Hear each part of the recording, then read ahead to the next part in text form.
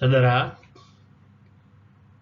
dalam kuliah yang minggu lalu, saya memberi tugas untuk mencari pengertian tentang etika deontologis dan etika teleologis.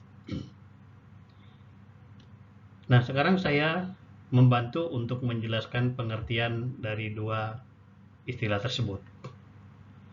Ini berbeda sekali dari kuliah-kuliah sebelumnya yang bersifat fenomenologis dengan pendekatan induktif.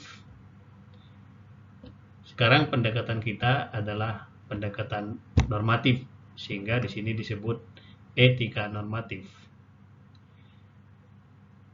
Dalam etika normatif, pertanyaan pokok yang harus kita jawab adalah seperti ini. Menurut norma manakah kita seharusnya bertindak supaya betul dalam arti moral? Ini penting sekali karena kita sering dihadapkan pada beberapa pilihan. Apalagi dalam masyarakat yang pluralis, pilihan-pilihan itu bahkan tidak jarang bertentangan satu sama lain. Kalau kita lihat keputusan-keputusan moral atau norma-norma moral yang berlaku, itu jatuhnya ke dalam salah satu dari dua golongan teori normatif ini, yaitu teori deontologis dan teori teleologis. Teori deontologis itu dari kata Yunani secara etimologi deon, yang berarti yang diharuskan atau yang wajib. Ada suatu tindakan yang begitu saja terlarang atau begitu saja wajib. Betul atau salahnya suatu tindakan tidak dapat didasarkan pada akibatnya. Jadi kalau jangan membunuh, ya jangan membunuh. Tidak lihat apakah orangnya mati atau tidak mati. Pokoknya ada percobaan pembunuhan itu sesuatu yang harus dihindari. Jangan berzina, ya artinya wajib untuk tidak berzina. Jangan berbohong, mengatakan yang sebenarnya. Putih ya putih, hitam ya hitam. Jangan mencuri, jangan merampok, dan sebagainya. Itu ya, orang bisa mengukur suatu tindakan dengan sudut pandang ini, sudut pandang deontologis.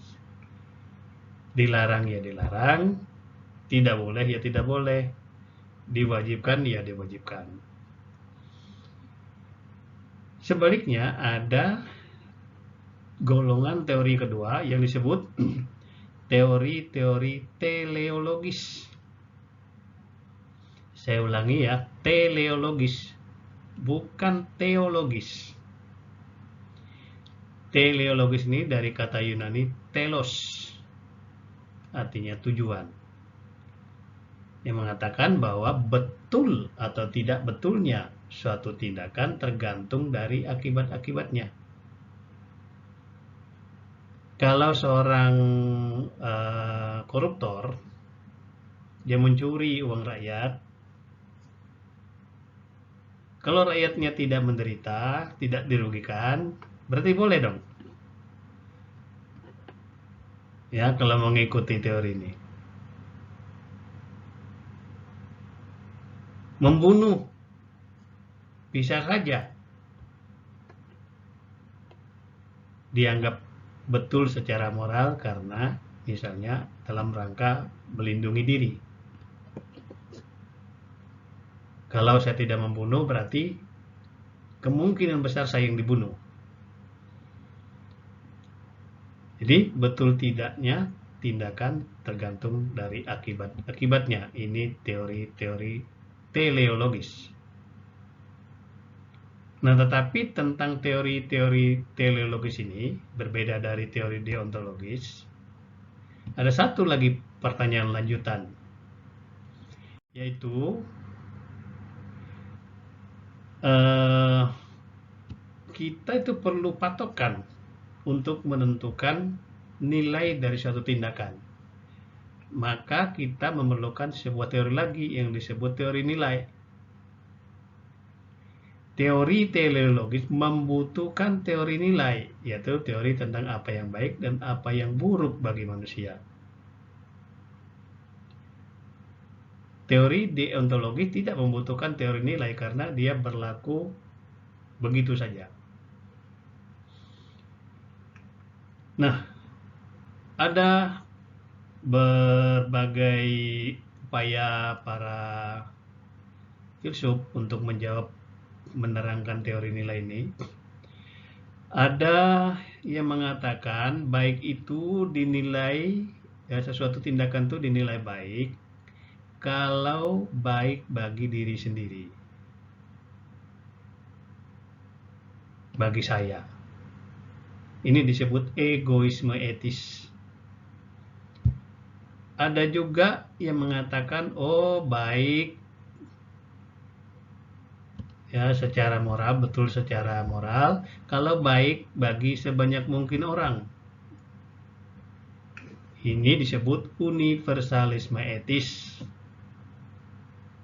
atau utilitarisme. Ada juga teori hedonisme, dari kata Yunani hedone, artinya nikmat. Dia mengatakan bahwa yang per se baik, yang dalam dirinya sendiri baik adalah yang nikmat. Sebaliknya ada teori eudemonisme, dari kata Yunani eudaimonia, artinya kebahagiaan, yang mengatakan bahwa suatu tindakan baik kalau menimbulkan kebahagiaan. Nah, baik hedonisme maupun eudemonisme ini bisa saja masuk di dalam egoisme etis maupun universalisme etis. Nah, nanti pada kesempatan yang lain saya akan menjelaskan lebih dalam tentang ini. Untuk kali ini saya kira cukup penjelasan saya mengenai pengertian teori deontologis dan teori teleologis.